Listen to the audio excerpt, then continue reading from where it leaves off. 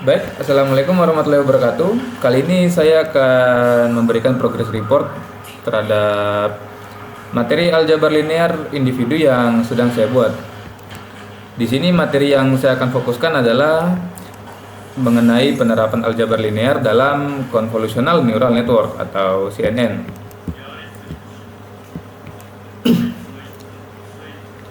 Di sini saya akan mulai dari definisi terlebih dahulu. Apa itu CNN? CNN adalah salah satu metode dalam neural network yang biasa diterapkan dalam pemrosesan gambar. CNN ini dia meniru pola berpikir pada otak manusia yang terdiri dari beberapa neuron yang masing-masing neuronnya ini memproses informasi yang sama dan bekerja sama untuk mengklasifikasi informasi yang didapat menjadi suatu kategori atau output lain lah yang diinginkan begitu. Dan tiap neuron ini dipisah menjadi beberapa lapis. Tujuannya apa dipisah jadi beberapa lapis? Tujuannya adalah untuk menambah variasi pada data yang dianalisa. Pemisahan data ini dia bisa diterapkan dengan berbagai metode. Misal dari input gambar yang kita atur filternya supaya menjadi 3 variasi gambar yang berbeda. Misal gambarnya yang satu kita kasih sedikit hitam, yang satu kita kasih sedikit lebih terang. Untuk secara teknis dia biasanya itu dipisahkan menjadi 3. Kalau misalnya gambar berwarna itu dipisahkan menjadi skala merah, skala hijau, dan skala biru. Nggak cuma 3 skala itu, bisa juga pakai filter masing-masing sesuai keinginan pengguna. Untuk penerapan neural network ini, supaya lebih kita paham ya, perlu kita ketahui beberapa kata kunci yang sering digunakan dalam pembelajaran CNN ini. Yang pertama itu ada neuron. Neuron ini adalah setiap titik yang bekerja dalam pemrosesan informasi. Neuron ini akan menerima input gambar dan memprosesnya menjadi bentuk yang lebih sederhana. Misal input gambar akan dikonversi terdahulu menjadi deretan matriks dan akan disederhanakan menjadi matriks dengan dimensi yang lebih kecil.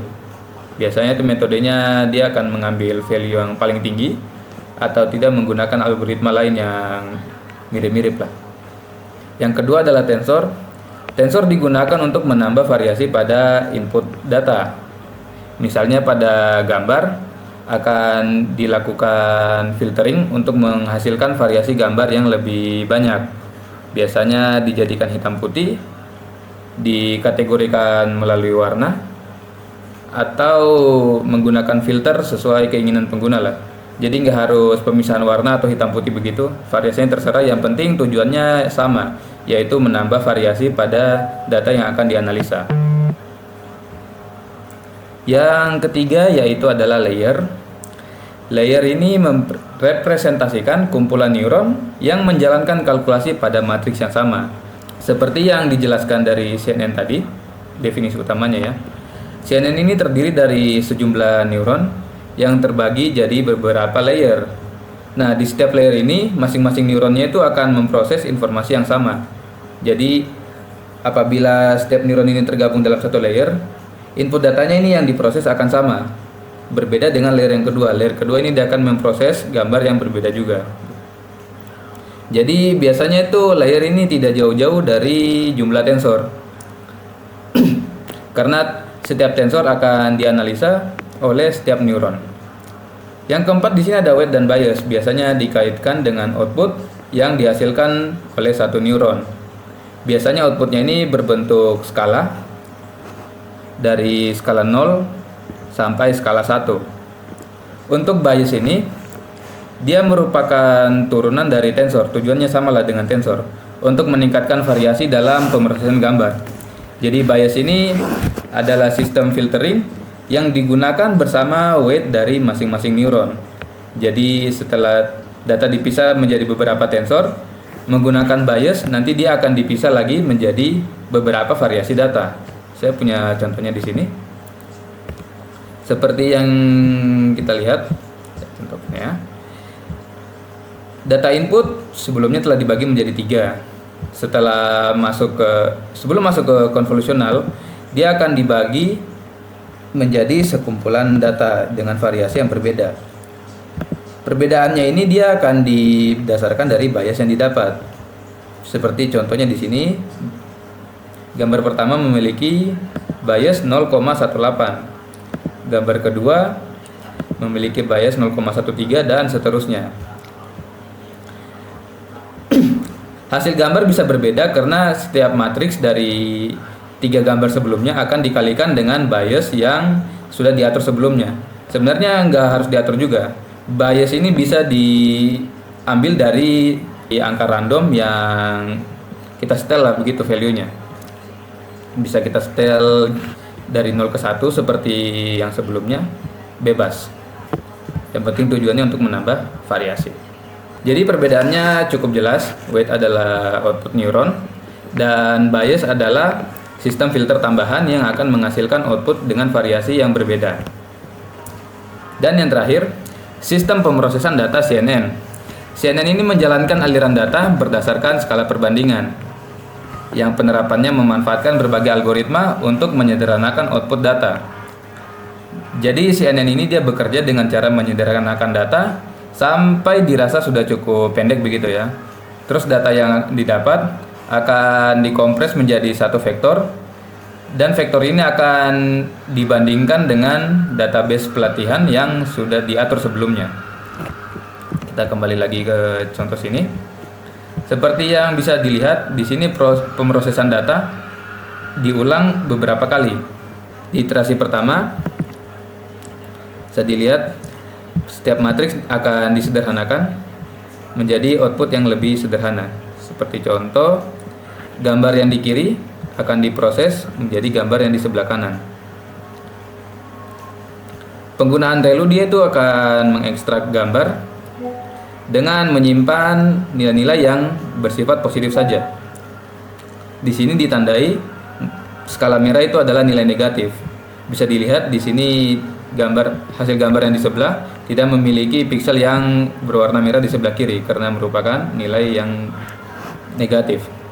Iterasinya diulang beberapa kali sampai di sini pooling kedua datanya sudah cukup sederhana menjadi matriks 13 kali 13. Jika datanya sudah dirasa sederhana, akan dilakukan perbandingan terakhir dengan menggabungkan kembali deretan data yang disederhanakan tersebut dan menggunakan algoritma softmax di sini. Algoritma softmax dia akan mencari perbandingan dengan gambar yang paling jelas. Di sini bisa kita lihat 865, dan akan dilakukan pembagian dengan keseluruhan data. Skala yang didapat akan menjadi nilai perbandingan akhir. Satu skala ini akan menjadi data perbandingan yang akan kita ukur kemiripannya dengan data yang sudah ada, yang sudah dilatih sebelumnya. Jadi penerapan neural network ini, CNN, bisa dibilang cukup sederhana. Cuma memang memerlukan data yang banyak supaya lebih akurat begitu. Kita lanjut ke poin B, pendeteksian objek atau konten pada gambar. Bentuk matriks yang didapat akan diproses lebih lanjut dengan menggunakan filter khusus yang memisahkan objek dari latar belakang atau nilai-nilai yang kurang relevan begitu. Biasanya digunakan filter berupa matriks 3x3 yang bergeser secara berkala dalam matriks. Dia akan bergeser dari kiri ke kanan, dari atas ke bawah sampai semua gambar telah di-scan. Pada akhirnya akan didapat sebuah feature map yang menandai titik yang merespon filter, dan seberapa tinggi nilai yang didapat dalam setiap titik tersebut akan ditandai sebagai nilai weight. Contohnya seperti ini. Filter 3x3 akan menghasilkan weight sebanyak 1 pixel. Terdapat beberapa konfigurasi yang dapat kita atur dalam proses filtering ini. Misal ada padding. Padding biasanya digunakan kalau stride-nya ini tinggi. Stride-nya ini apa? Stride itu adalah seberapa banyak pixel yang dilangkahi.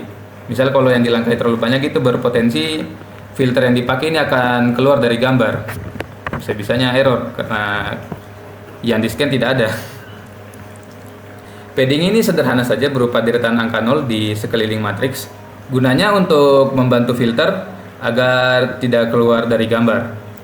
Berfungsi juga untuk kita scanning objek yang sangat dekat dari pinggiran gambar agar pinggiran objek ini dapat terlihat lebih jelas. Yang kedua ada stride. Stride ini dia memiliki keterkaitan dengan padding ini tadi. Stride ini digunakan untuk mempercepat proses filtering data dengan melangkahi beberapa pixel sekali scan. Jadi apabila seperti contoh di sini stride-nya tinggi, dia setiap kali scan dia akan langkahi beberapa pixel sekaligus. Misal kalau stride-nya 2 atau 3, setiap kali scan dia akan langkahi 3 pixel ke seberang. Dengan stride yang tinggi, proses gambar akan lebih cepat juga tentu saja. Cuma ya itu, akurasinya akan menurun juga karena banyak yang dilangkahi. Oke, poin ketiga di sini ada pooling data. Pooling data ini digunakan untuk menyederhanakan data yang diekstrak dengan mengambil titik yang bernilai paling besar pada area tertentu.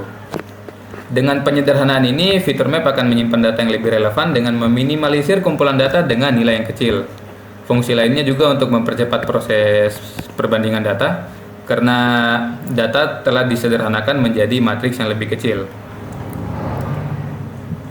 Seperti contoh di sini kita lihat proses pooling. Di sini ada matriks 4x4 akan diblok menjadi beberapa region, misalnya di sini dibagi menjadi 4 dan akan diambil nilai tertinggi dari setiap blok yang terbagi tersebut. Misal di 1 2 5 6, di sini yang paling tinggi adalah 6, seterusnya 8 14 16. Jadi yang pada awalnya di sini matriksnya 4x4, setelah melewati pooling data akan menjadi matriks 2x2. Selanjutnya di sini ada flattening. Flattening dia biasanya digunakan saat data dirasa cukup sederhana. Saya akan kita kembali ke visualisasi data. Di sini, misal ketika data sudah dirasa cukup sederhana, deretan matriks ini akan diubah menjadi satu deret vektor. Seperti bisa dilihat, matriks 13 kali 13 akan menjadi vektor dengan ukuran 1690. Setelah matriks diubah menjadi vektor, akan dibandingkan lebih lanjut dengan data yang sudah ada dalam database, data training sebelumnya yang telah ada. Bisa dilihat di sini, ada 10 variasi vektor yang akan digunakan dalam perbandingan akhir. Untuk rumusnya dipakai seperti ini. Eksponan yang akan digunakan dalam perbandingan di atas adalah eksponan yang memiliki nilai terbesar di antara 10 nilai yang di bawah ini. Selanjutnya akan dibagi dengan keseluruhan nilai dan akan menjadi satu value yang didapat seperti ini, 0,8808. Ini akan dibandingkan dengan database untuk mencari kemiripan dengan data apa yang sudah ada. Misal di sini 8808 adalah espresso. Jadi bisa dilihat cukup akurat ya. Malah sampai sama angkanya 8808. Untuk tambahan di sini ada juga dropout. Dropout ini sebenarnya sudah keluar sih dari aljabar linear, cuma bagus saja untuk saya jelaskan lebih lanjut. Dropout ini dia biasa digunakan dalam proses pelatihan data dengan cara mematikan sebagian informasi yang menjadi data pelatihan. Misal sebagai contoh di sini, saya contohkan saja satu gambar. Misal contoh satu gambar ini, kalau kita akan input sebagai data pelatihan, saat perulangan kembali, sebagian informasi dari gambar ini akan diubah value-nya menjadi 0. Mirip-mirip dari tadi, cuma ini dia tujuannya berbeda untuk meningkatkan akurasi data. Misalnya 50% akan dinolkan. Jadi datanya akan lebih abstrak dan akan membuat model yang kita latih akan bekerja lebih keras untuk mempelajari input data yang kita berikan. Sesederhana itu saja. Diharapkan penggunaan dropout ini dapat meningkatkan akurasi AI dan efisiensi data yang akan kita gunakan lah begitu. Jadi saya akan jelaskan kesimpulan pada akhir. CNN ini dia tidak memerlukan sistem pemrograman yang terlalu rumit. Bisa dilihat rumus yang dipakai tidak terlalu ribet ya, cuma diambil nilai maksimal sama perkalian matriks sederhana saja. Cuma perulangannya yang sangat ribet ini memerlukan tenaga komputasi yang luar biasa lah begitu. Jadi biasanya harus memerlukan GPU yang kuat kalau kita mau mengumpulkan data pelatihan AI. Jadi bisa dibilang pengumpulan data ini prioritasnya lebih tinggi daripada pemrogramannya itu sendiri dalam proses CNN ini. Untuk visualisasi pemrograman seperti ini, namun codingnya belum ada, masih dalam progres. Jadi sementara ini saja dulu yang dapat saya jelaskan. Untuk selanjutnya nanti saya akan update apabila diperlukan. Oke, itu saja dari saya. Billahi taufiq wal hidayah. Wassalamualaikum warahmatullahi wabarakatuh. Sampai jumpa di video selanjutnya kalau ada.